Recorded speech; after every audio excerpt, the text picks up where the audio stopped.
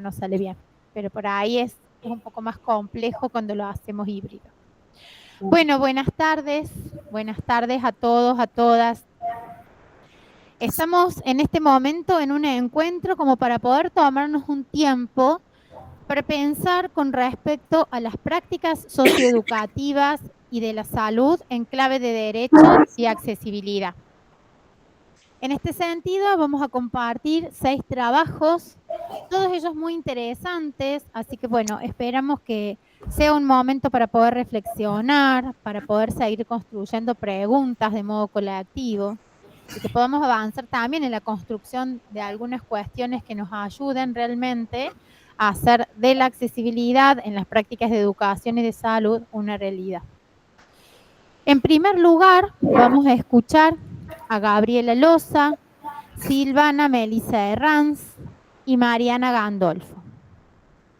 Gabriela Loza es profesora universitaria en Educación Especial por la FES UPC, coordinadora en el Departamento Interdisciplinario, integrante del programa Estudios Interdisciplinarios en Identidades, Ciudadanías y Derechos. Trabaja en el espacio de participación cultural en FES UPC. Silvana Melissa Herranz es licenciada en Psicología por la Universidad Nacional de Córdoba, es parte del Departamento Interdisciplinario de la FES, coordinadora del programa Estudios Interdisciplinarios en Identidades, Ciudadanías y Derechos, trabaja en el espacio de participación cultural de la FES. Mariana Gandolfo es licenciada en Trabajo Social por la Universidad Nacional de Córdoba, directora general de promoción de los derechos de las personas con discapacidad en el gobierno de la provincia de Córdoba. Ellas nos van a presentar Promoviendo accesibilidad a derechos, guía práctica sobre el proceso de determinación de la capacidad jurídica en lectura fácil para personas con discapacidad y usuarias de servicios de salud mental. Bueno, el tiempo es de ustedes, entonces las escuchamos. Gracias. Buenas tardes. Va a estar el título en nuestra presentación. Es largo, decíamos hoy, pero necesitábamos que estuvieran todas las palabras. Así que por eso quedó como lo nombramos. Les vamos a contar una experiencia que fue esto, accesibilizar y construir una guía práctica sobre el proceso de determinación de la capacidad jurídica en lectura fácil para personas con discapacidad y usuarios de salud mental. Esta experiencia fue creada para que entendamos cómo se determina la capacidad jurídica, porque la verdad que son procesos muy difíciles de comprender, y pensando que quienes las transitan muchas veces son personas en situación de discapacidad intelectual, usuarios de salud mental. Entonces, la idea era esto, ¿no? Poder accesibilizar este proceso.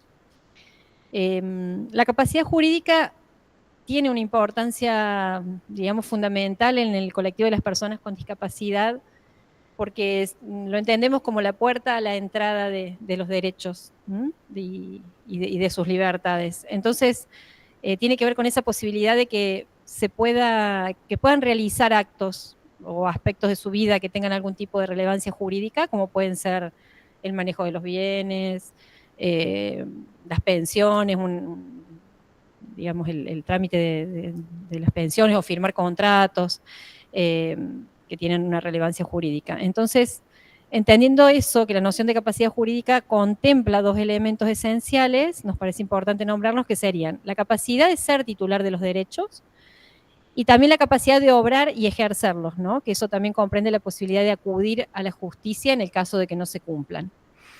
Nuestro trabajo empieza en el año 23, lo continuamos en el 24, 3 organizaciones, nuestro programa, que es el espacio de participación cultural, el programa de estudios interdisciplinarios en identidades, ciudadanía y derechos, de acá de la FACU, de nuestra facultad, de UPC.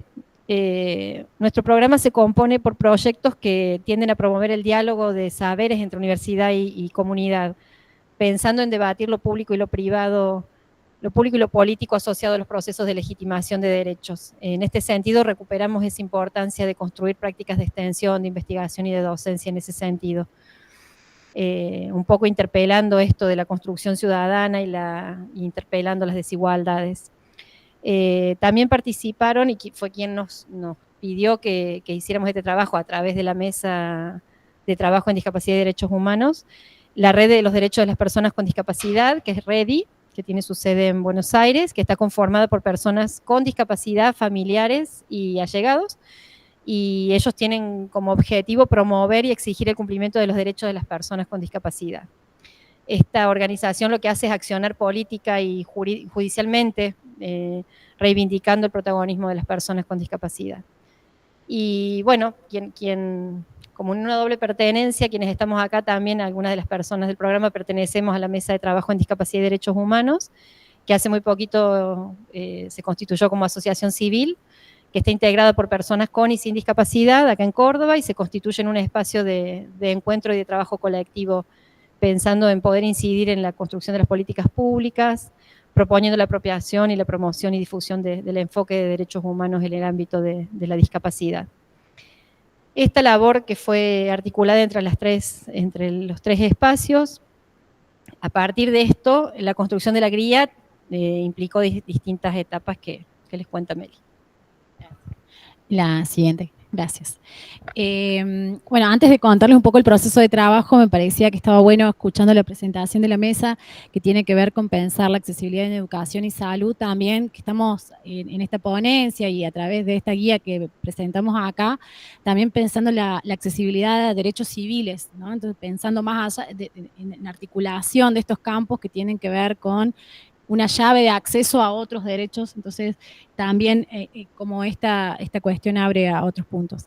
Bueno, esta labor articulada que llega a nosotras desde el espacio de participación a partir de la Mesa de Discapacidad y Derechos Humanos de acá de Córdoba, nos llevó, aún con el recorrido que podíamos tener específico en la temática, nos llevó mucho estudio, nos llevó mucho trabajo, sobre todo rastrear, sistematizar y organizar la información para poder hacer un paso de generar una guía, a su vez en lectura fácil. Ese proceso de trabajo tuvo que ver también con generar conversatorios con referentes en el tema, poder buscar referentes que estuviesen teorizando, desarrollando investigaciones, de hecho investigaciones de posgrado, agentes judiciales también que pudieran traernos, además de la normativa que podíamos relevar por nuestros propios medios, también la configuración de cómo eso organiza prácticas en el sistema jurídico actualmente, ¿no? Entonces tuvimos que esa transposición de la normativa a la construcción de institucionalidades y a su vez de prácticas que estuviesen constituidas en la materia, nos llevó también a hacer ese recorrido con referentes en la temática, por eso también consulta de expertos y personal judicial de Córdoba, pero también de diferentes partes del país, porque las formas de acceso a las asesorías jurídicas no es homogéneo ni equivalente, ni siquiera en la provincia, pero menos aún en todo el país, entonces teníamos que tener, en la medida de lo posible, la mirada más panorámica que pudiéramos construir para poder generar una guía que no fuese exclusivamente de un territorio, de una territorialidad, sino que reconociera las diferencias regionales y a su vez construyera un metadiscurso que tuviese en cuenta al menos los aspectos comunes. También para poder escribir sobre esto, teniendo el mayor amplio espectro, relevamos investigaciones, documentos, normativas en la temática, para desde ese bagaje de información lo más completo posible, generar accesibilidad en la información, sabiendo que accesibilizar no es disminuir la calidad informativa, sino generar desde la mayor calidad informativa posible condiciones de acceso a esa información en esos estándares. Y también en el marco de los espacios de participación cultural, generamos, como nosotros tenemos semanalmente talleres culturales de participación cultural, nos parecía que parte de la cultura también tiene que ver con el acceso a derechos civiles, entonces ahí fuimos trayendo estas aproximaciones de la construcción de la guía, la fuimos trabajando con el grupo de integrantes de los talleres, que son jóvenes y adultos con discapacidad, trayendo las preguntas o las inquietudes que iban a organizar los apartados de la guía. Y también luego, cuando la guía tenía ya la forma casi final o primer borrador, la validación, es decir, cuando uno transmitía eso o ponía en uso la guía, que se construía en torno a eso. Bueno, y nos parecía también que estaba bueno compartirles los fundamentos a partir de los cuales también dimos lugar a esto. Antes de seguir, a mí me parecía muy importante los procesos internos que fuimos haciendo incluso como equipo, porque tuvimos que aprender a construir un nuevo equipo de trabajo. Digo, fue un proceso largo. Primero, nosotros empezar a pensar cómo hacíamos la construcción de un nuevo discurso en lenguaje claro, en lenguaje sencillo, pero además empezar a deconstruir las nuevas formas de construir un discurso claro. Porque la accesibilidad tenía que pensarse en términos de cómo hablamos, qué decimos, cómo lo decimos. La accesibilidad en las discusiones es algo que primero en la academia es algo que tenemos que empezar a discutir, es algo que tenemos que empezar a pensar. Hablamos en lenguaje técnico permanentemente, un lenguaje que no es para todos y todas, un lenguaje que para sobre todo la discapacidad intelectual y los usuarios y usuarios de servicios de salud mental es absolutamente inaccesible en todos los órdenes. Entonces, empezar a pensar, bueno, ¿qué decimos cuando decimos y para quién lo decimos? Eso era la primera gran cosa que empezamos a reconstruir en nuestros primeros encuentros. Empezamos a pensar que las discusiones que teníamos al interior de nuestros propios equipos era una discusión muy compleja que teníamos que trasladarla a los compañeros y compañeras con discapacidad intelectual y usuarios y usuarias. Eso era la primera cosa. Entonces, cómo accesibilizábamos las discusiones que teníamos entre nosotros para con los compañeros, la accesibilidad en los discursos, la accesibilidad en las lecturas que teníamos acerca de la capacidad jurídica, por ejemplo, no había nada en lectura fácil o en lectura clara. También la accesibilidad en los conceptos, cuando la AME dice que teníamos que empezar a pensar cómo a nivel país había distintos modos de nombrar a la justicia, curadurías, asesorías, el acceso a la justicia, accesibilidad procedimental, cada nombre de la justicia o cada partecita de la justicia tenía un nombre distinto dependiendo de la provincia en la que queríamos nombrar tal o cual cosa.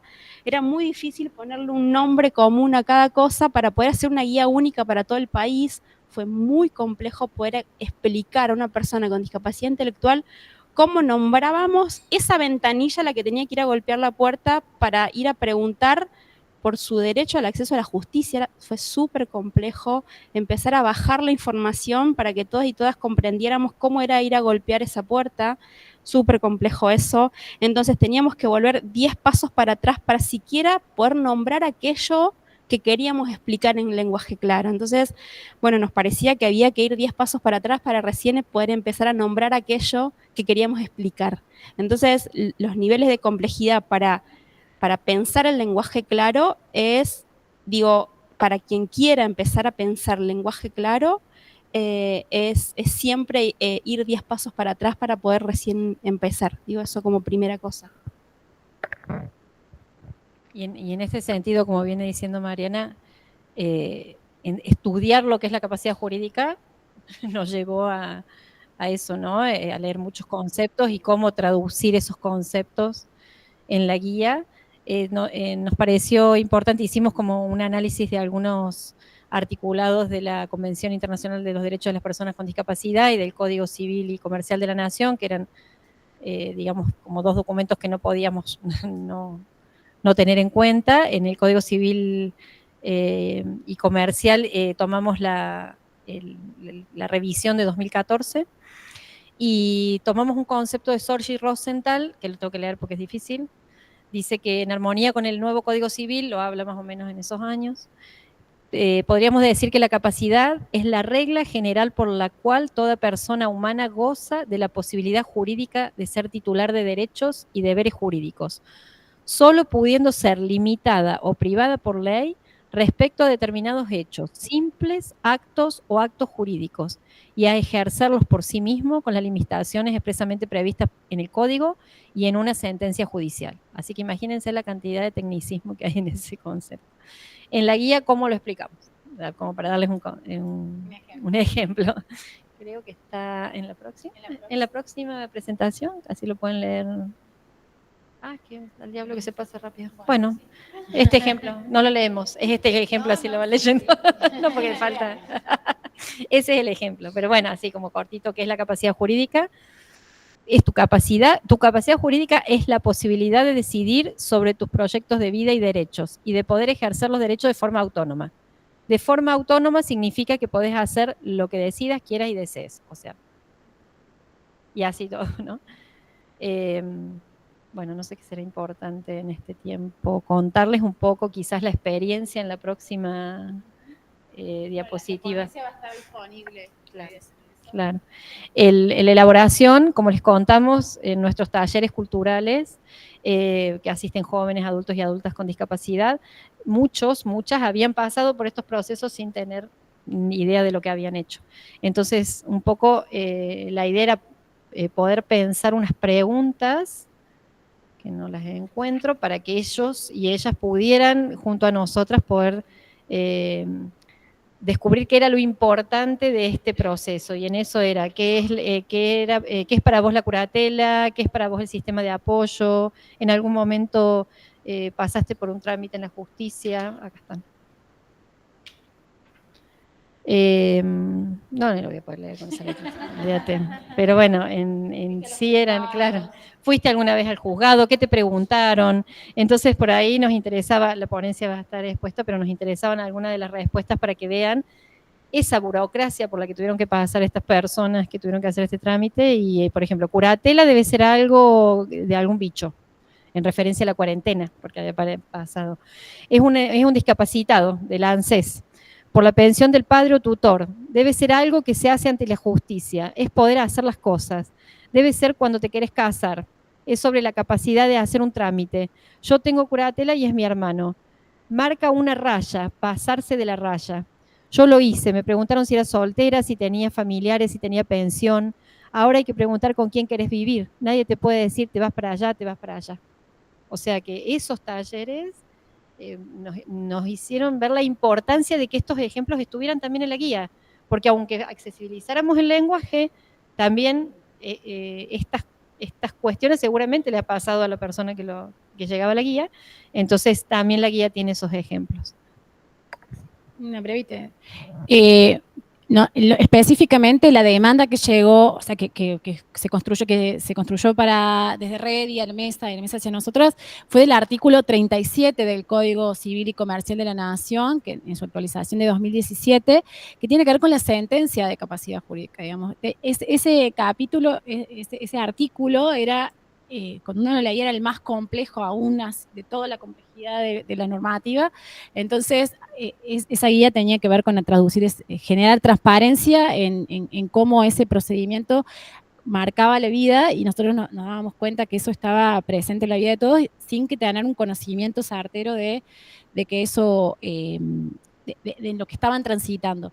Entonces, nos parecía traer una exponencia de la experiencia en el marco de este congreso, también tenía que ver con que se ponga en conocimiento de que eso está disponible, que es un recurso que está enlazado, está en la ponencia, está enlazado en la presentación, para que circule, funcione, se use, porque está hecho para usuarios, pero también para familiares que puedan acompañar, o cualquier operador, o en cualquier posición educador que estemos, es un recurso para poner a disposición, porque la accesibilidad se piensa a nivel universal. Nosotros nos dimos cuenta que al todos los 10 pasos que decía Mariana que tuvimos que hacer, fue para entender y generar formas claras de transitar este proceso. Entonces, eso. Y también otro recurso que la guía tiene, que es como comentaba Gaby, estas preguntas que sobre capacidad jurídica, también buscan ser, al final de la guía, un instrumento para trabajar el tema de capacidad jurídica con personas con discapacidad o con usuarios de servicios de salud mental, para poder construir un diálogo desde estos disparadores claves respecto a la sentencia de capacidad jurídica, para poder trabajar el tema.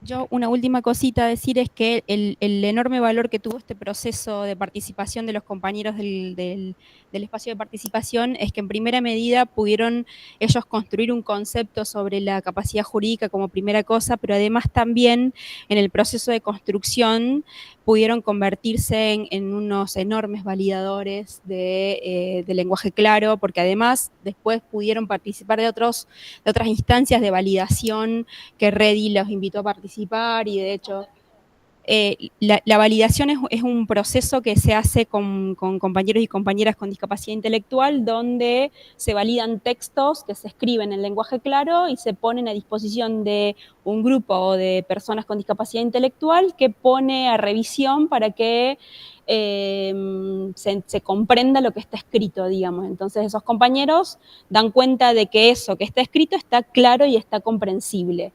Y se pone a revisión y el compañero con discapacidad, compañero o compañera o ese grupo de personas dice si hay algo que no comprende, hay algo que no está claro, hay algo que hay que revisar, hay algo que aclarar y va y viene ese documento y ese es el proceso de validación. El gran valor que tuvo este documento es que los compañeros ya son validadores, entonces me parece que eso hay que empezar a decirlo incluso dentro de esta institución. Los compañeros del espacio son validadores ya porque tienen un trabajo hecho ya en varias instancias de validación y eso es muy importante, me parece, como el gran valor agregado que tiene este trabajo previo de la guía, pero además han hecho otros trabajos de validación y eso es muy importante empezar a decirlo también al interior del espacio. Bueno, muchas gracias. Muchas gracias por todo lo que han compartido. Les podemos dar un aplauso también, ¿no? Si les parece. Muchísimas gracias. Vamos a pasar a continuación a escuchar la segunda presentación a cargo de Florencia Tavares, Carolina Turco, Verónica Pizzi y González Paulina. Florencia Tavares es licenciada en Psicopedagogía, docente en la carrera de Psicopedagogía del Instituto Superior Víctor Mercante, docente de la licenciatura en Psicopedagogía de la Universidad Nacional de Villa María.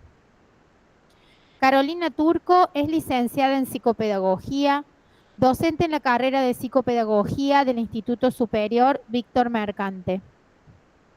Verónica Pizzi es licenciada en Psicopedagogía, docente de Educación Secundaria y Educación Superior en la carrera de Psicopedagogía del Instituto Superior Víctor Mercante. Paulina González es licenciada en Psicopedagogía, docente en la carrera de Psicopedagogía del Instituto Superior Víctor Mercante. Coordinadora y docente de la licenciatura en Psicopedagogía de la Universidad Nacional de Villa María. Ellas nos van a presentar prácticas de acompañamiento en el nivel superior, tutoría y orientación. Adelante, el tiempo es de ustedes. Hola, buenas tardes, muchas gracias. ¿Nos escuchan bien? Perfecto, se las escucha. Bueno, gracias. ¿Nos tendrían que habilitar para que podamos compartir pantalla? O si no, si quieren presentar ustedes, pasar ustedes la presentación. ¿Quieren fijarse si pueden o no les está dejando compartir? No nos deja, no nos habilita el botoncito. Bueno, ahí compartimos nosotras entonces y nos van indicando cuándo cambiamos, ¿les parece? Perfecto, sí, sí. Bueno, mientras se va prendiendo la presentación, los presento. Mi nombre es Paulina González.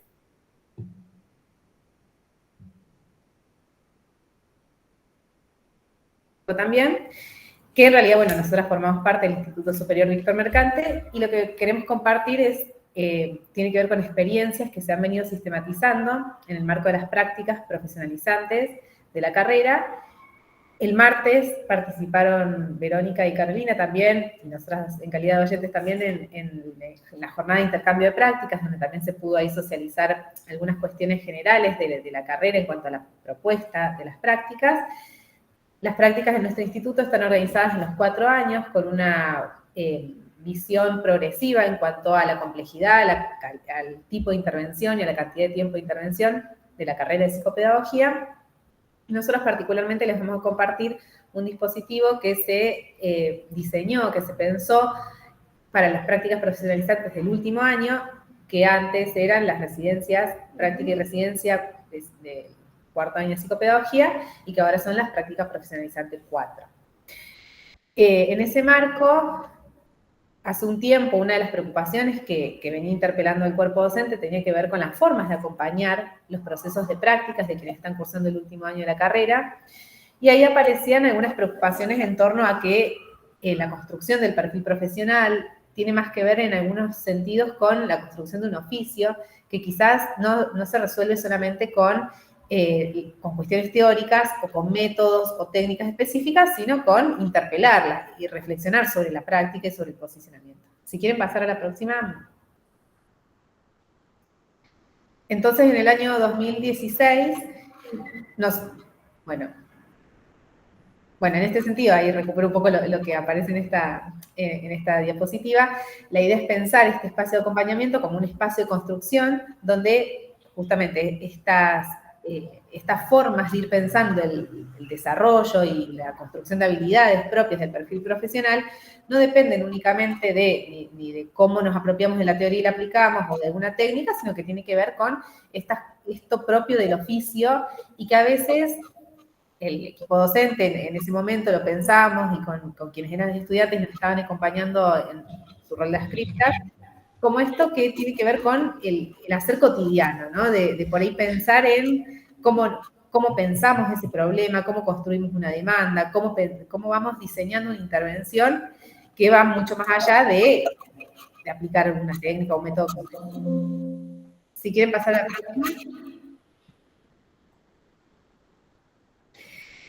En este sentido, se fue pensando se pensó en un dispositivo en el año 2016, donde se convocó a graduadas noveles de la carrera, que estaban iniciando o su trayecto de licenciatura o también sus procesos de inserción laboral, y se empezó a pensar se lo encuadró formalmente en términos institucionales en lo que es la figura del docente adscripto, para poder darle alguna formalidad a ese espacio y atendiendo a la necesidad de un intermediario, una persona, alguien que acompañara esos procesos formativos más allá del rol docente. Y ahí se fue construyendo este perfil o esta idea del tutor. Entonces, en principio se enmarcó en lo que es el reglamento del profesor adscripto que tiene la institución y se pudieron ir pensando algunas acciones específicas que tenían que ver con participar de la dinámica propia de cualquier espacio curricular, diseñar actividades, proponer bibliografías, participar también de las instancias de evaluación, pero también se fueron construyendo instancias o algunos recursos específicos de acompañamiento que del 2016 a hoy han sufrido también cambios propios de la inserción en el contexto, ¿no? Donde, por ejemplo, la presencia de distintos dispositivos digitales y recursos, como por ejemplo el Google Drive, nos permitió intercambiar ahí información de manera más fluida y poder, o construir otras formas de acompañamiento, mejor dicho, en estas instancias. Sí, la verdad que en ese momento, y hablo desde el 2016, que es cuando se originó esta propuesta de trabajo, el tema del encuadre significó muchas reuniones y mucho intercambio con todos los actores institucionales que estábamos involucrados en ese proyecto, porque la fuerza de este dispositivo es que se nutre de lo colectivo, digamos, que no tiene que ver solo con una acción individual de un tutor en lo que puede hacer o no, sino también éramos varios actores institucionales ahí pensando y repensando cuál era el encuadre de trabajo que nos diera ciertas líneas de acción como para darle un marco a este repertorio de estrategias que un tutor podía llevar a la práctica. Y en la próxima diapositiva, está un poco establecido cómo empezamos a llevar adelante esta acción tutorial, que en principio éramos un grupo de tutoras que nos fuimos dividiendo en subequipos para acompañar a los diferentes grupos de estudiantes que iban a transitar la práctica. ¿Dónde transitaban la práctica? En diferentes instituciones de la ciudad de Villa María, ya sea del ámbito educativo o del ámbito de salud. En ese momento, en estas reuniones que establecíamos, lo que hacíamos era, poder determinar el perfil de esos estudiantes para poder decidir en qué ámbito iban a transitar su práctica.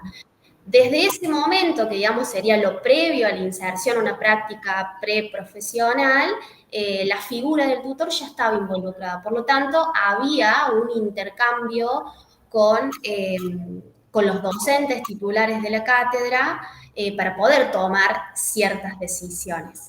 Bueno, una vez que los estudiantes y las estudiantes comenzaban a transitar por la práctica, cada tutor iba acompañando a un subequipo, como dijimos recién. Este acompañamiento, ¿qué implicaba? Un trabajo en el horario habitual de clase, que implicaba el acompañamiento a las profesoras en el dictado de las clases, hacíamos un recorte de cómo se venían desarrollando las clases para poder tener reuniones a partir de temáticas que se iban identificando, de emergentes, de demandas que surgían en cada uno de los estudiantes y de las estudiantes que iban transitando la práctica, cuestiones específicas que eran necesarias de ser trabajadas.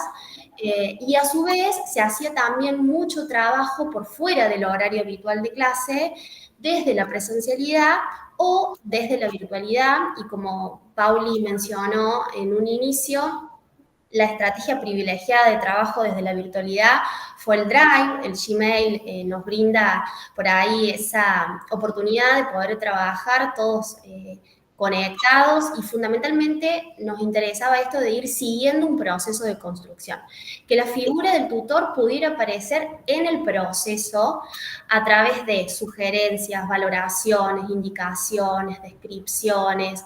Obviamente la figura del tutor estaba también guiada y sostenida por la figura del docente titular e institucionalmente, que era quienes también iban organizando y organizan, porque es una práctica que se continúa hasta la actualidad, un poco el repertorio de estrategias que la figura del tutor iba y va desarrollando en el acompañamiento. Y después también, en el mismo hacer, la figura del tutor iba generando y va generando cierto diálogo y cierto vínculo y cierto intercambio con aquellos y aquellas a quienes orienta. También se iban solicitando ciertas reuniones, ya sea en la virtualidad o en la presencialidad, que le íbamos dando un marco de covisión, para que siempre también uno de los objetivos era que en este intercambio no solo los estudiantes y las estudiantes puedan ir generando como esta capacidad crítica, reflexiva de su propia práctica, sino también que sea una actividad que el propio tutor, la propia tutora, lo pueda vivir como que sea una instancia de rever sus propios aprendizajes también. Bueno, ya nos adelantamos en... Sí, por ahí si quieren pasar si quieren 3 o 4 filminas sí, de pasito para que se vayan viendo, pero bueno, un poco para ir recuperando, se fueron pensando para este escrito, en realidad hay otras producciones que venimos trabajando en función de esta experiencia, estos ejes de análisis, definir y identificar, caracterizar el encuadre de trabajo, la distribución de la organización de los equipos, cómo fueron las dinámicas de intercambio, y bueno, las prácticas de evaluación, que si quieren pasar 1 o 2 más, así ya avanzamos hacia el final. Por ahí nos parece interesante destacar de esto, más allá de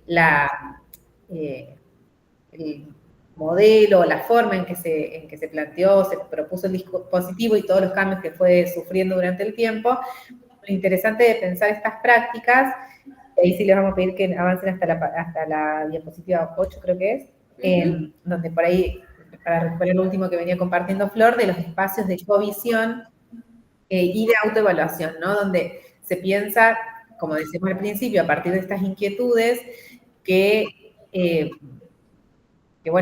interpelaban al equipo docente, ¿no? Esta práctica psicopedagógica, si se construye en el oficio, algo en torno a la construcción de saberes compartidos tiene que haber, y eso se fundamenta o toma un carácter más significativo cuando se puede hacer en un proceso de autoevaluación y de revisión entre pares y de pensar con otros. Entonces teníamos como distintas instancias para estas covisiones. O supervisiones o reuniones de equipo, también como las podíamos llamar. Era por un lado con los estudiantes, por otro lado docentes y tutores, y por otro lado los docentes, todo el equipo docente, ¿no? Donde íbamos pensando estas distintas estrategias, las prácticas, cómo acompañar estos procesos, y aquello que se fue, que iba apareciendo, que va apareciendo en cada proceso, como lo más recurrente para trabajar la construcción del perfil profesional, ¿no? La guía o la orientación de estas prácticas y de este dispositivo siempre fue la construcción del perfil profesional, donde, bueno, aparecen un montón de otras cuestiones que complejizan más la tarea. Si quieren pasar a la penúltima, a las últimas, así ya vamos cerrando, porque creemos que estamos en tiempo. Perfecto. ¿Una más? ¿Dos más? Vamos con la que sigue, si quieren ir cerrando. Sí, con la que dice aprendizaje de la experiencia, si cerramos con esa, que son dos más. ¿La anterior? No, que es la que sigue. La última. Ah, la última. La última. Bueno. Ahí está. Sí, en esto de la construcción, perfecto. En esto de la construcción del perfil profesional, esta es una práctica que surge en el seno de la carrera de psicopedagogía. Entonces, siempre nos preguntamos si es la práctica del tutor que nutre la psicopedagogía o la psicopedagogía que nutre la práctica del tutor, o es un poco las dos cosas. Y siempre, bueno, nos terminamos quedando con esto último, ¿no? Que las intervenciones tutoriales y todo lo que el tutor va haciendo en el acompañamiento deja un repertorio no solo de técnicas, de métodos, de estrategias, sino también un sustento teórico que nutre el perfil profesional. Nosotros trabajamos en sujetos en situación de aprendizajes, y este repertorio de estrategias que vamos desplegando van como quedando en el modo de hacer psicopedagogía. Y a su vez la psicopedagogía es una carrera, es una disciplina que desde su sustento teórico y desde las herramientas que puede brindarnos, las habilidades y las capacidades, también va nutriendo al ser tutor o al desenvolvimiento del perfil como tutor. Entonces, esta orientación más de ida y vuelta, más de que unos nos modificamos con otros, es un poco la orientación que se le quiso dar a esta práctica, y es el aprendizaje que intentamos que la mayoría de los tutores se vayan llevando al transitar esta experiencia. Por eso también a lo largo de la práctica se incentiva mucho en esta capacidad de poder rever los propios aprendizajes, esto de lo metacognitivo o del aprender a aprender a medida que cada uno de los tutores va desarrollando su práctica, que puedan ir generando estas prácticas de autoevaluación de su propia práctica que les posibilite poder trasladar esta experiencia a otras experiencias profesionales que se den a lo largo de su desarrollo y de su desenvolvimiento profesional.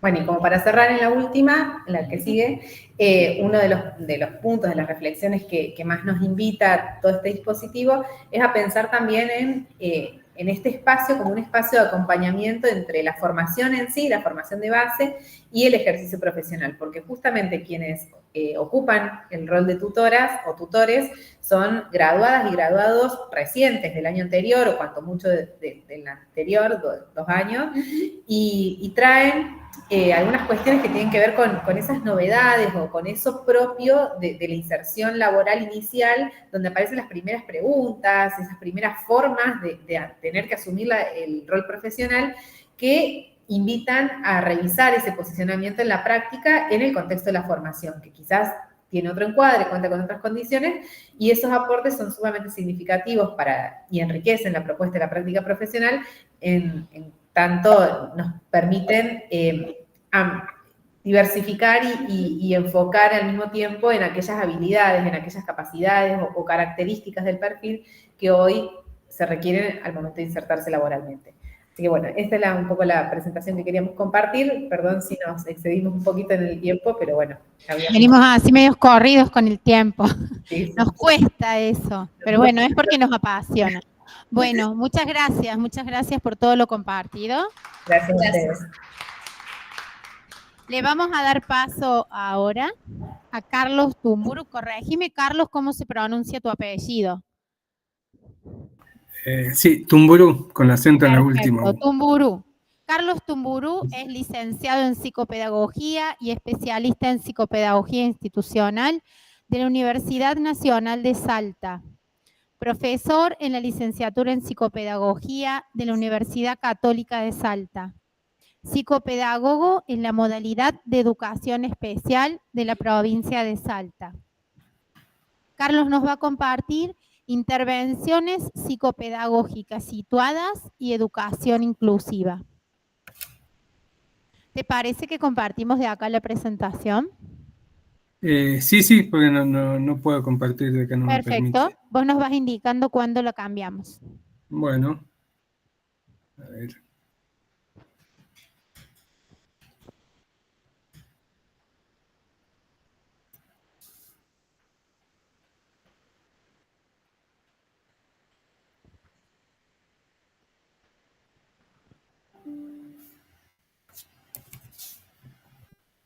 Ahí estamos.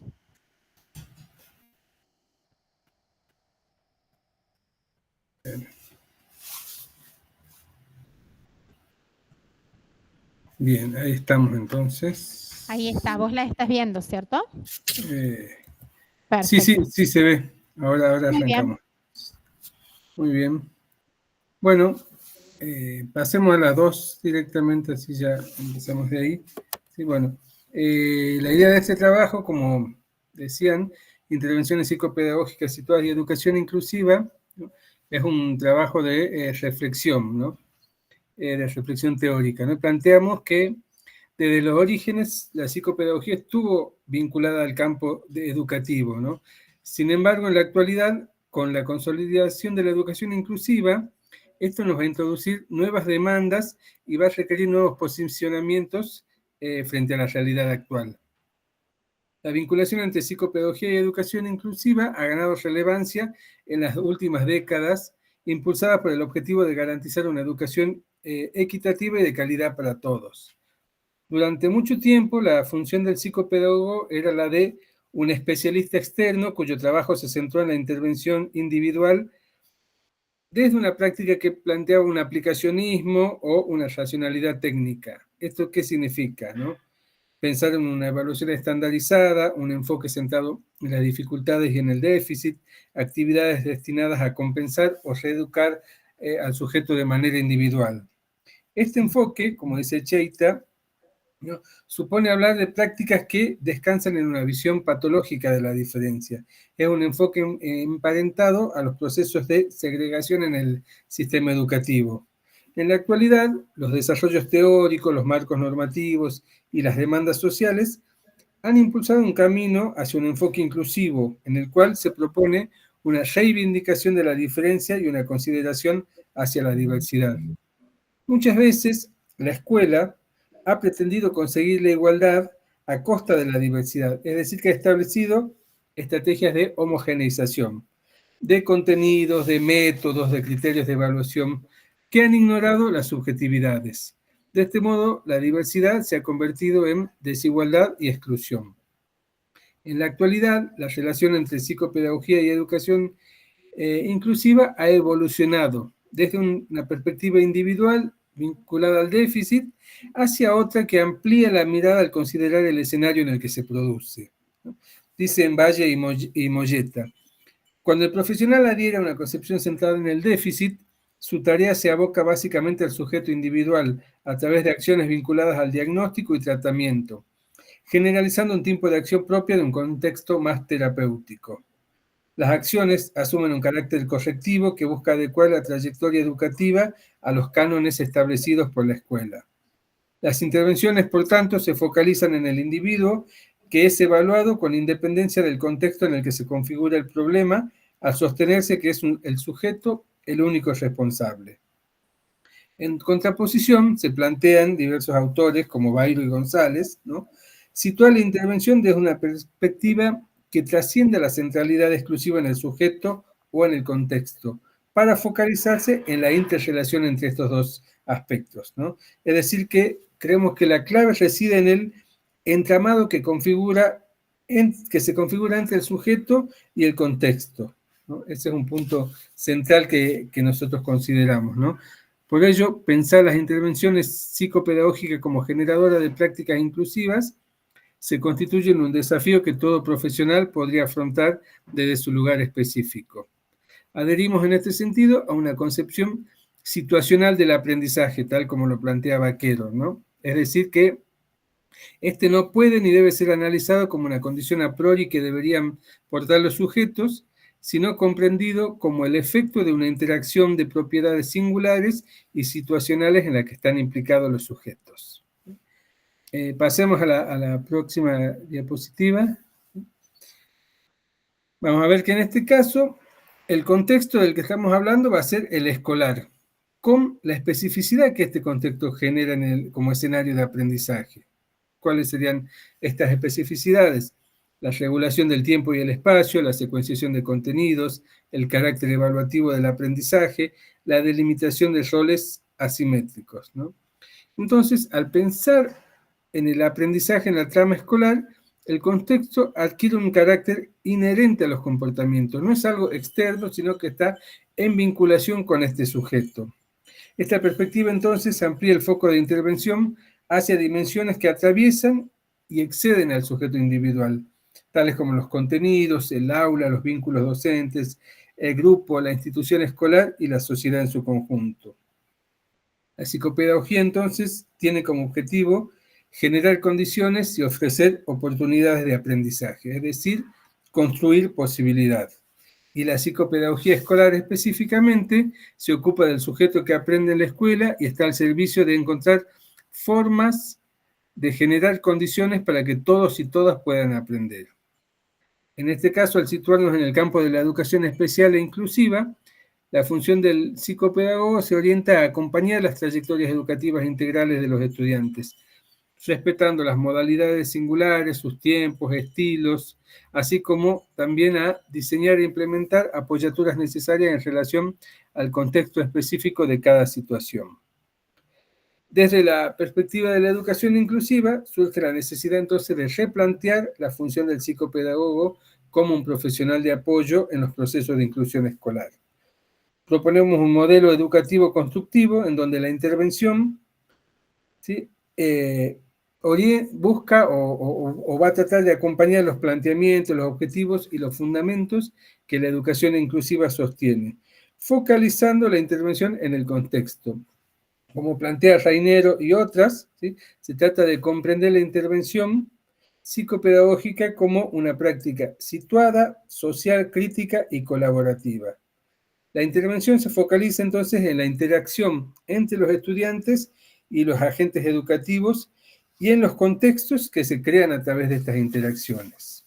De esta manera, vamos a ver que la psicopedagogía podría pensarse como una configuración de apoyo, entendiéndola como un conjunto de andamiajes organizados y planificados para hacer accesible el contexto educativo. Las configuraciones básicamente son dispositivos que ayudan a aprender y tienden a minimizar barreras. Esta concepción, entonces, deja de centrarse exclusivamente en el sujeto. Y es una perspectiva que se basa en el modelo social de la discapacidad, que no vamos a desarrollar, pero sí me gustaría que quede expresado, ¿no? En este sentido, la intervención psicopedagógica se constituye como una práctica que busca articular acciones con los diferentes actores institucionales. No es una intervención externa que va a realizar especificaciones técnicas o hacer algunas indicaciones concretas, sino que es la construcción de un espacio conjunto con los diferentes actores, ¿sí? Pasemos a la que sigue, para ir un poco pensando algunas propuestas para pensar intervenciones psicopedagógicas situadas, ¿no? Algunas ideas que se desprenden de este modelo, ¿no? Descentrarse, por ejemplo, del problema del nivel y la tendencia a homogeneizar, flexibilizar el currículum en cuanto a tiempos, espacios, contenidos, identificar y eliminar barreras, ¿sí?, concebir la inclusión como un proceso que se construye día a día con cada estudiante, con cada docente, con cada escuela, brindar apoyos en función de la singularidad, pero armando lazo social, ¿no?, pasar del enfoque del déficit al de las necesidades y de este, ¿no?, hacia las barreras y necesidades de apoyo. Desplazar la atención del individuo al contexto, considerando las particularidades de cada escuela. Pasemos a la siguiente, que implica desarrollar propuestas pedagógicas a partir de intervenciones y proyectos didácticos que impliquen a todo el alumnado, ¿no? Diversificar las experiencias, tener en cuenta la condición de estudiante y la especificidad de lo escolar, ¿no? Diseñar nuevos formatos de actividad, ¿sí? Diseñar o habilitar también, esto me parece importante, ¿no?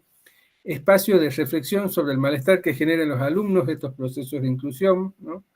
Trabajar con la lógica del estar dispuesto en contraste con la lógica del estar preparados. Considerar la acreditación gradual de saberes y también incluir a las familias en el proceso, pero desde una perspectiva de acompañamiento, más que una perspectiva meramente informativa o demandante. Y ya para ir cerrando con las reflexiones finales, vamos a ver que el psicopedagogo en el marco de la escuela aborda la situación escolar, ¿no? Entonces la intervención, decíamos, no se trata sobre los sujetos, sino sobre la situación e incluye a esos sujetos que están implicados. La intervención, entonces, es un proceso que busca, ¿no?, generar o pensar en las posibilidades de que los estudiantes tengan presencia, aprendizaje y participación, que son los pilares de la educación inclusiva, ¿no?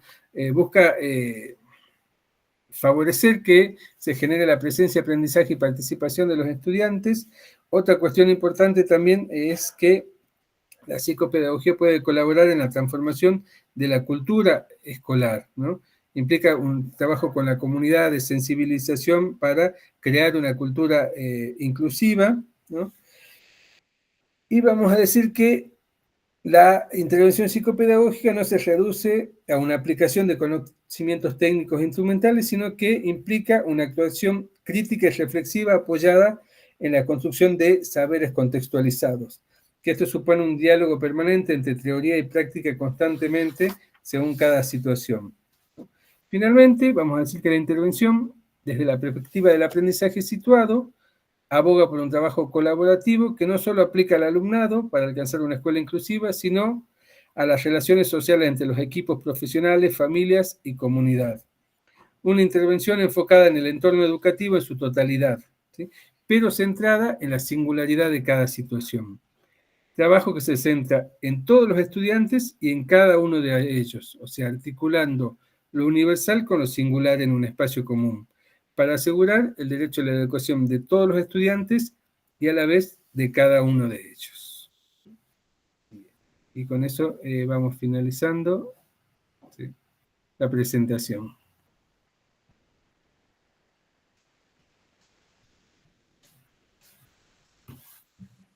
Bueno, muchas gracias, Carlos, por lo que nos has compartido. Seguimos pensando en esta generación de espacios en común. A continuación, vamos a escuchar a Natalia Celina Bernardi y Silvia Crespi. Natalia Celina Bernardi es magíster en procesos educativos mediados por tecnología por la Universidad Nacional de Córdoba, docente del profesorado universitario en artes visuales de la Facultad de Arte y Diseño de la Universidad Nacional de Córdoba. Silvia Inés Crespi es profesora superior de Artes Plásticas, Grabado y Pintura por la Universidad Nacional de Córdoba, docente del profesorado universitario en Artes Visuales de la Facultad de Arte y Diseño y del profesorado universitario de Educación Especial, Facultad de Educación y Salud de la Universidad Provincial de Córdoba. Ambas nos van a presentar la experimentación de mapas táctiles como clave para la construcción de recursos didácticos inclusivos. ¿Cómo les va? Buenas tardes. Esta ponencia tiene que ver con una investigación que realizamos, consistió en la experimentación, la construcción y validación de prototipos de mapas táctiles de Córdoba accesibles para estudiantes ciegos y de baja visión desde una perspectiva de diseño universal, es decir, pensados como material didáctico inclusivo. En esta investigación trabajamos un grupo interdisciplinario e interfacultades. El grupo estuvo conformado por docentes y estudiantes de la FES, de la Facultad de Educación y Salud, y la FAD, la Facultad de Arte y Diseño. Fue una propuesta que trabajamos desde la convocatoria de UPC Investiga, que inició en el 2023 y ha culminado este año hace poquito. Lo que nosotros queríamos compartir con ustedes es parte de una partecita de esta investigación concentrada en la etapa de la experimentación y la validación del material. Pasamos a la que sigue. Para poder... Bueno, ahí en esa fotografía incluíamos una tercera parte de la UPC, que es el molino de papel, que fue un parte lo que disparó la primera generación de un mapa táctil que fue hecho en un pliegue de papel que se desarrolla en ese molino. Entonces también como traer acá que ese proyecto de extensión también formó parte del proceso de la investigación. Bien, concentrada solamente para contarles esa etapa, nosotros pensamos en estos 3 nodos o núcleos para empezar a pensar los criterios técnicos y criterios de diseño. Tuvimos en cuenta la didáctica de la geografía, la cartografía y los prototipos, y por último la sistematización. Pasamos a la siguiente. Con respecto a la didáctica de la geografía, bueno, consideramos que es un proceso sumamente complejo, no solamente por el lenguaje especializado, sino también por su naturaleza teórica y abstracta. En este sentido, realizamos una serie de encuestas y entrevistas. Las encuestas para el público general, algunas entrevistas en profundidad con especialistas de la geografía y de la educación especial. Y en este análisis de datos encontramos muchas cosas, entre ellas esta cuestión de que ese alcance de la abstracción tenía que ver con un proceso gradual, o necesitaba un proceso gradual, y en ello tenía un papel fundamental el material didáctico y sobre todo los mapas. Para avanzar en los criterios técnicos, hicimos como un rastrillaje con respecto a documentos técnicos que tuvieran que ver con la cartografía.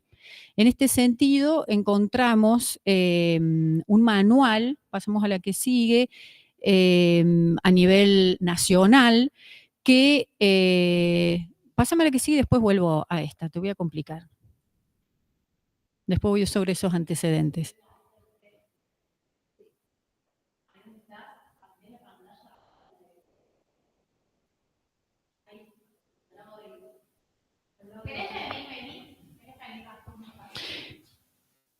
Bien, esta simbología cartográfica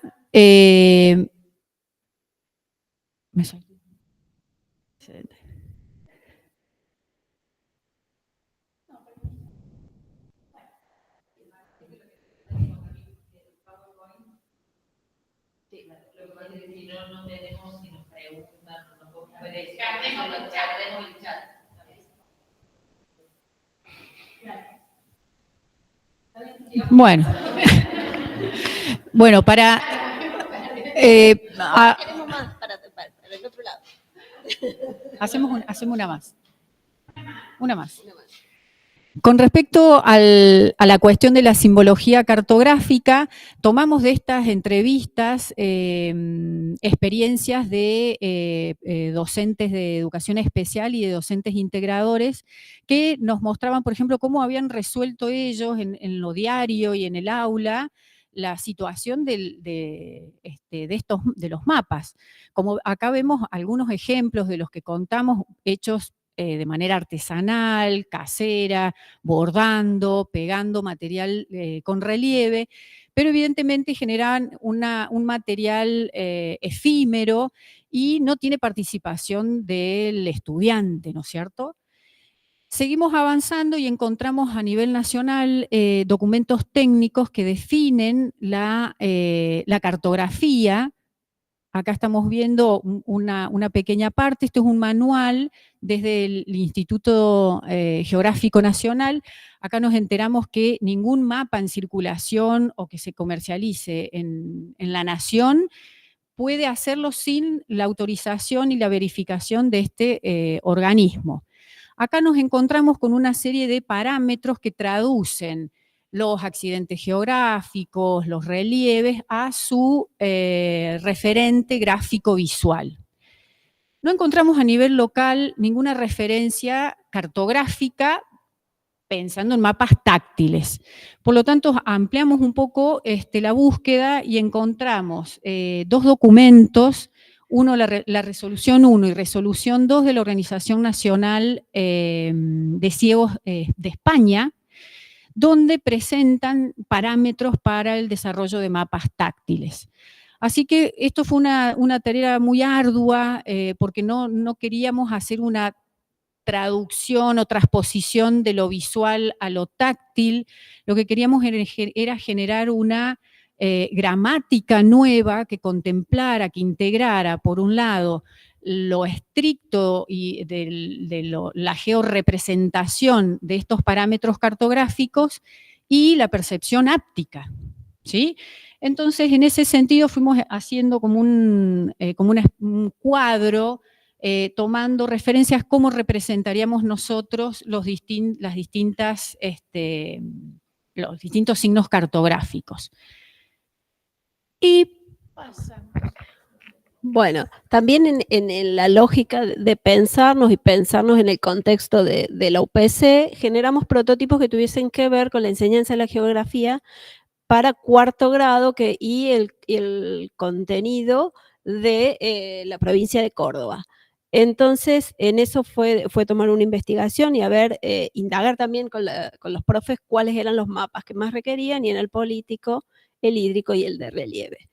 Y entonces, en esa generación de esos prototipos, nuestro deseo es generar un mapa inclusivo, que ese mapa esté disponible en un aula, no para el estudiante con discapacidad visual o ceguera, sino para todos los estudiantes, y que todos los estudiantes lo puedan intervenir a su modo, con su criterio. En esa opción de diseño universal fue que pensamos en producir mapas a partir de técnicas de grabado.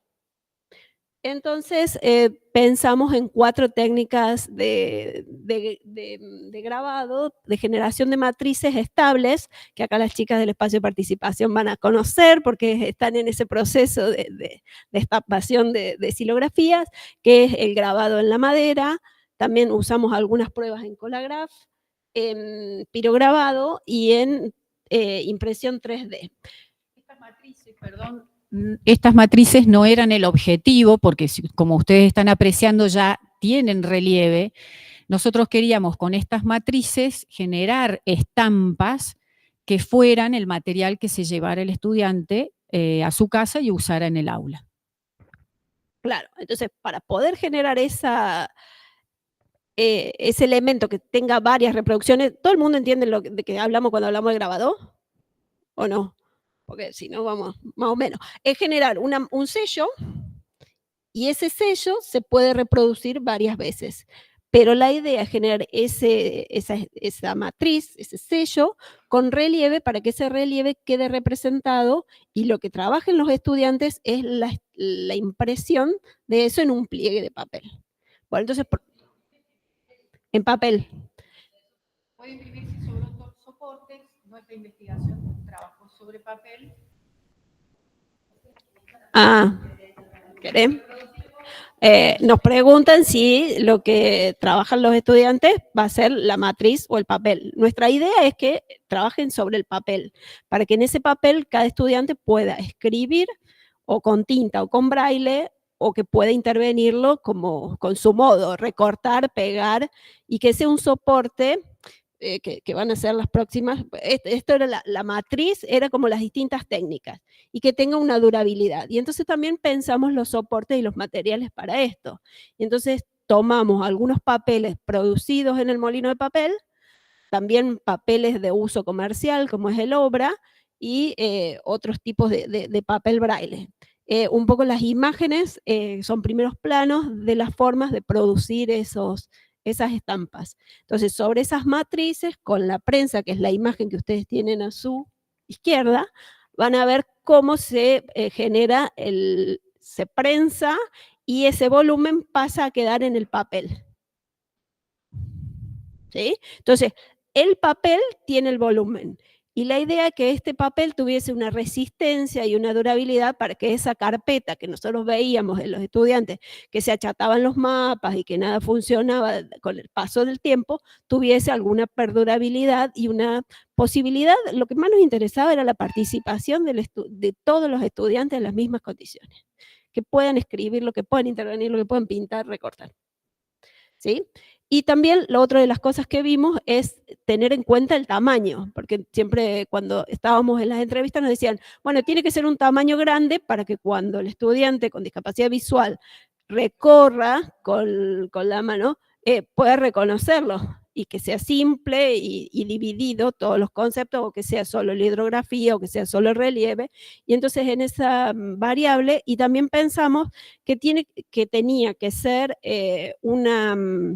un tamaño convencional, una obra en A4 o en cuaderno, para que ese mismo material no generara, como veíamos en algunas experiencias de las profes, una carpetota que tenía que llevar para poder transportarlo, y sino que que sea práctico. Sí.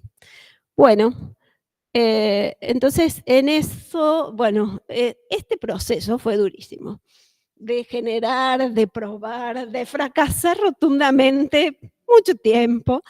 Entonces, en esa lógica que éramos profes de arte, queriendo hacer algo de geografía que sabíamos, pero a niveles convencionales nomás, entonces tuvimos que estudiar de la didáctica, de indagar en eso, y también hacíamos algunas estampas y decíamos, esto no sirve para nada, no, esto no lo damos a testear.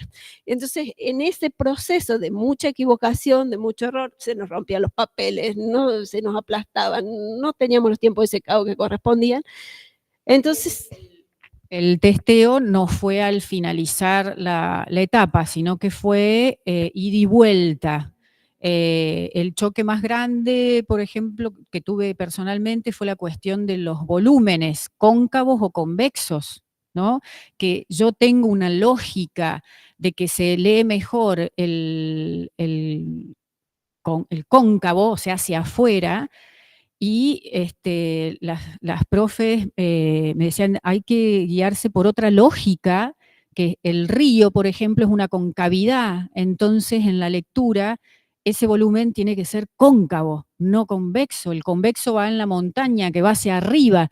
Entonces nos tiraba abajo, teníamos que hacer la versión opuesta en la matriz, digamos. Sí, y la matriz de grabado, todo se produce en negativo y se imprime en positivo. Entonces todo como escribir el braille, ¿no? Todo es en espejo, entonces todo ese proceso. Bueno, en eso estuvimos. Bueno, y se nos fueron los 2 años.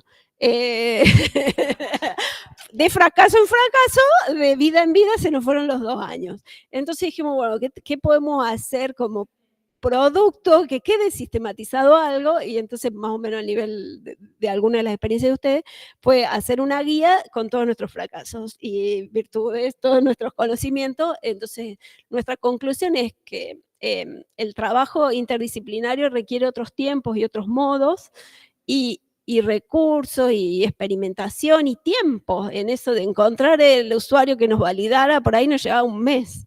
Ya están listas, las vio, no las vio, no llegó, bueno, todo ese proceso se nos fue.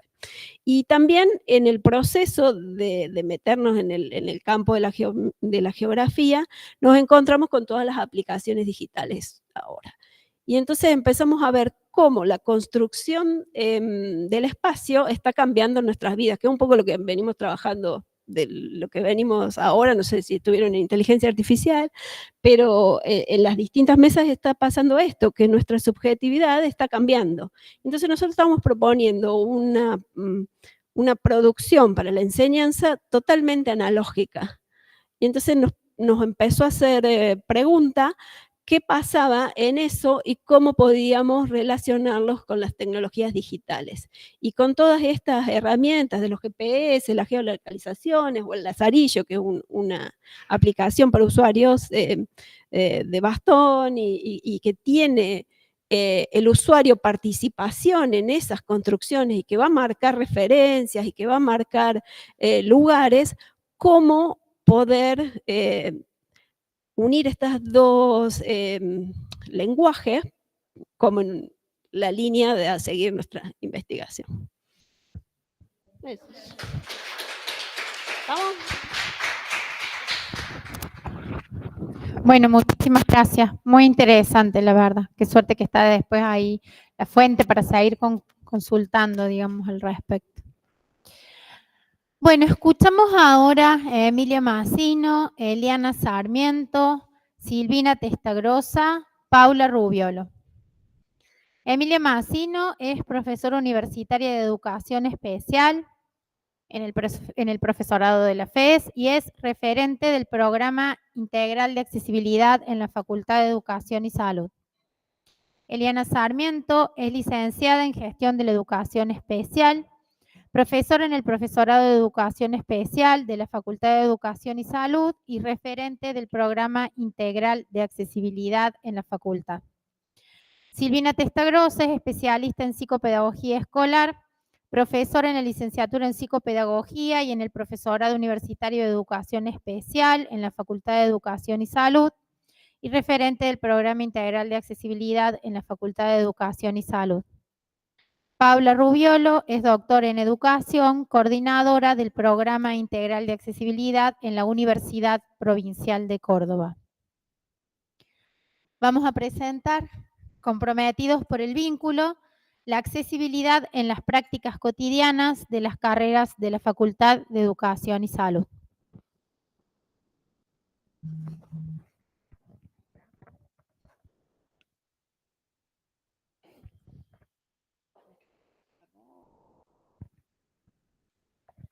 Bueno, ¿qué tal? Buenas tardes. Un poquito consideramos que ameritaba explicar el sentido del título de nuestra ponencia, Comprometidos por el vínculo, de dónde surge esta idea del compromiso y también por qué hablamos de vínculo. En un principio el título iba a ser otro, íbamos a colocar agravados por el vínculo y bueno, sonaba un poquito fuerte en relación a lo punitivo de la figura penal, entonces decidimos modificarlo y hablar de un compromiso, hablar de lo colectivo, de repensarnos como institución desde las tramas que generamos, que entretejemos para garantizar la accesibilidad en este espacio, en esta casa de estudios. Por eso también hablamos de vínculo, porque sabrán que esta facultad congrega carreras cuyos planes de estudio incluyen espacios curriculares que tienen relación con la diversidad, con la respuesta hacia la diversidad y hacia las trayectorias educativas de estudiantes con discapacidad. Entonces, de allí surge esta construcción y el sentido que le otorgamos a este título. Pensamos la ponencia, en realidad la presentación de la ponencia, a partir de preguntas que consideramos que habilitan la reflexión, habilitan la palabra y habilitan esto de repensarnos desde nuestro rol como profesionales dentro de la institución y también desde lo colectivo, ¿no? Y desde la construcción colaborativa y corresponsable. Bueno, por eso le vamos a tirar la pelota a otro.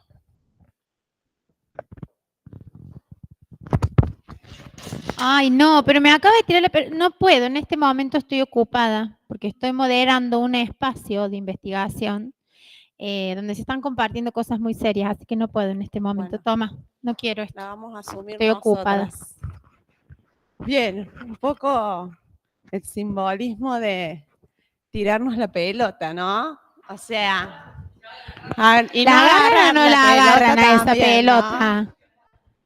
Este juego, este inicio nos invita a contarles que como miembros del programa integral de accesibilidad, referentes de la FES, pensamos la accesibilidad como una política institucional que atraviesa todas las unidades curriculares, todos los espacios, y no queremos que sea mirada como un gesto individual o de algunos pocos, que en realidad muchos estamos acá, porque estamos todos pensando en ese sentido, ¿no? Como decía Emi, queremos posicionar la accesibilidad no como un tema únicamente del programa, por ejemplo, sino como un tema que el programa tracciona, acompaña, para que como institución o que cada institución en la que están los compañeros que nos están mirando por el Meet también puedan pensarse no en la práctica propia, situada y única, sino que a través de las instituciones convoque a los colectivos que habitan cada una de las instituciones, ¿no? Un poco este es el posicionamiento que queremos compartir y que nos parece valioso como programa transmitir, ¿no? Hay una cuestión en esto que comenta Eli entonces que se vincula profundamente en la diferencia que hay, ¿no? Entre las acciones individuales, las buenas voluntades, ¿no? O las disponibilidades temporales momentáneas y lo que significa comprometerse con una política institucional transversal que nos toca a todos y todos somos parte de esa construcción, ¿no? Entonces, en ese sentido traemos la palabra responsabilidad, una responsabilidad colectiva. Implica poder transversalizar realmente nuestras prácticas por la accesibilidad. Bien, y en esa responsabilidad, Scliar dice la disponibilidad también, ¿no? Estamos disponibles para asumir el desafío de generar como condiciones de acceso para todos y todas. Estamos viéndonos como posibles agentes transformadores de los espacios que habitamos. Bien.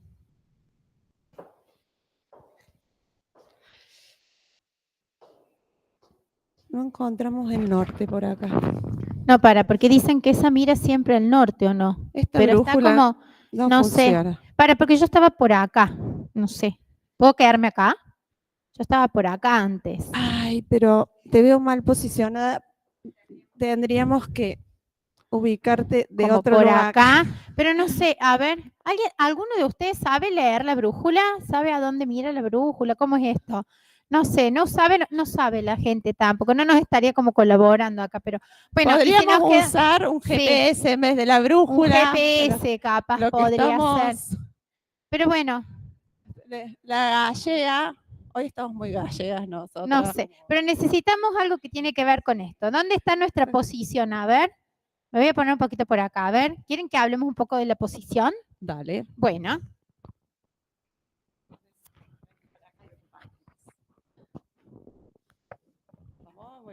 Bueno, nada, hicimos esta también analogía de dónde nos posicionamos, hacia dónde caminamos, cuál es el norte. El norte es la posibilidad de hacer espacios donde podamos habitar todos, de espacios donde podamos aprender de manera justa, con equidad y oportunidades para todos, pero también nos invita a mirar esa posición referida a los aspectos actitudinales, ¿no? Que constituyen una de las barreras más importantes y difíciles de asumir y de transformar, ¿no? Esta posición no es solo una posición teórica que ha circulado en este espacio que todos estamos realizando los aportes en ese sentido, pero también una posición de actitud, ¿no? Porque en el plano de lo discursivo hay mucho dicho y después cuando nos enfrentamos a situaciones que nos ponen en tensión, bueno, ahí aparece esta barrera en lo personal, que atraviesa lo subjetivo de cada uno, ¿no? ¿Qué nos pasa como comunidad educativa frente a la diversidad, frente a cuáles diversidades, porque hay algunos caminos transitados respecto a algunas situaciones y en otras estamos tramando posibilidades. Ustedes trajeron desafíos, las compañeras, en relación a la discapacidad intelectual, por ejemplo, y eso también genera nuevos desafíos en la universidad, ¿no? Entonces, bueno, ¿qué nos pasa como comunidad frente a esta diversidad? ¿Cómo la asumimos? ¿Cómo la vamos a encarar? ¿Y cómo vamos a buscar ese norte?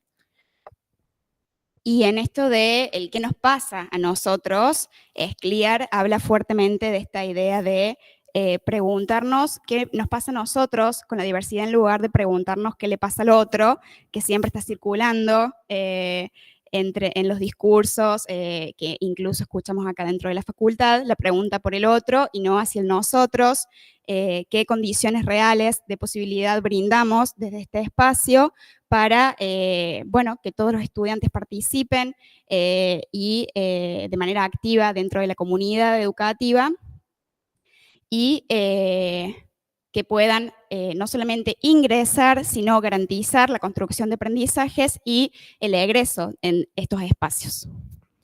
En relación con eso que traen las compañeras, hay una cuestión que creemos que es muy importante seguir trabajando y seguirnos pensando, que un poco la nombraste recién, Eli, que tiene que ver con las barreras actitudinales, ¿sí? Y traíamos algunas referencias que son históricas en el campo de la educación con respecto a esta concepción de educabilidad, ¿no? Hasta dónde los sujetos pueden ser educados, que es una problemática muy antigua y que coloca a algunos grupos bajo la sospecha de la no educabilidad, ¿no? Y en el trabajo cotidiano que nosotras llevamos adelante y que estamos intentando construir, vemos como muy frecuentemente esa sospecha, ¿no? ¿Podrá? ¿Tiene la posibilidad? ¿En qué momento se va a dar? ¿Hasta dónde va a llegar, no?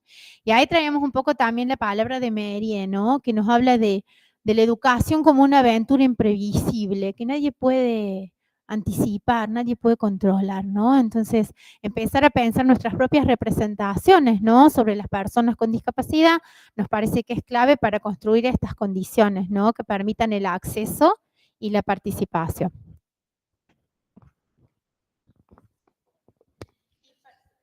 Bueno, esto no sé si, cómo están la gente que está en el Meet, porque estamos paradas, estamos interactuando y queríamos saber si...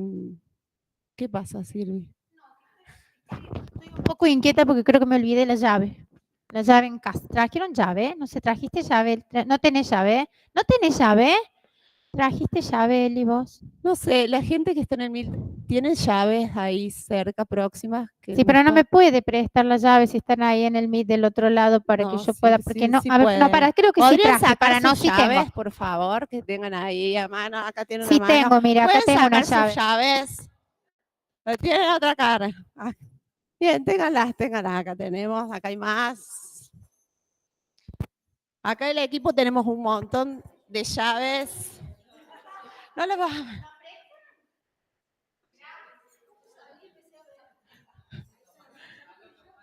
Se fueron con las llaves.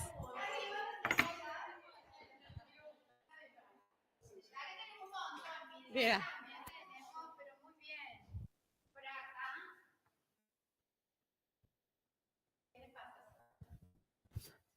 Bueno, con las llaves vamos a invitarnos a pensar la acción.